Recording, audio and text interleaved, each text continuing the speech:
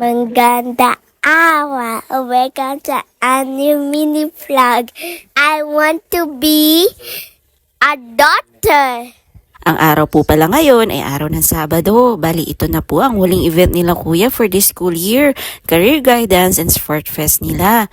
Sa una pa nga ay ayaw pa nga namin ni Daddy sumali siya kasi bukod sa umaga ito ay pagod na nga kami nila Daddy. Pero dahil hindi naman kami ang estudyante, syempre tinanong namin ang kuya kung gusto niya ba sumali.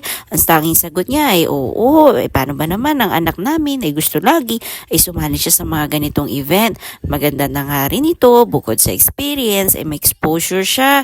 Ang gusto rin namin na matutunan niya rito na kapag may mga ganitong event, hindi lagi siya ang panalo. Minsan makakaranas siya ng pagkatalo. Buti na nga lang ang kuya ay natututo at nagiging sport sa lahat ng bagay. Buti na nga lang, hindi pa rin nagbabago ang gusto niya pagkalaki niya. Gusto niya pa rin maging doktor. Pero ngayon, nadagdagan.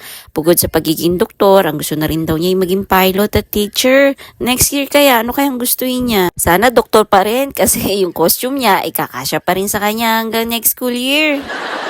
Ito nga, nakikita nyo, ay nag-perform sila. Balit sa Sport Fest nila, Team Purple nga siya. Hindi nga namin alam kung kanino nga ba nagmana to si Kuya. Dahil nung kami nag-aaral pa ni Daddy, hindi naman kami mahilig sumali sa mga ganitong event. Ang confidence level nga ni Kuya ay napakataas, hindi mahihaing bata. Kahit saan, pwede mong isali kasi gustong-gusto nga niya. Kaya kami ni Daddy, support na nga lang nga sa gusto ng batang ito. Kita nyo naman, kahit steps ng kabilang team ay alam niya. Nagulat na nga lang ako sa kanya. Sabi niya sa akin, videoan ko daw siya. Ito nga susunod na video, video nga niya nung sumali siya sa games.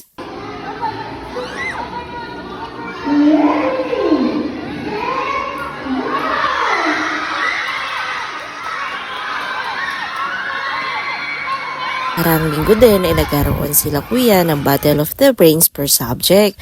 Ang hindi ko inaasahan ay nakakuha pa ng award si kuya. Second placer siya for Filipino subject.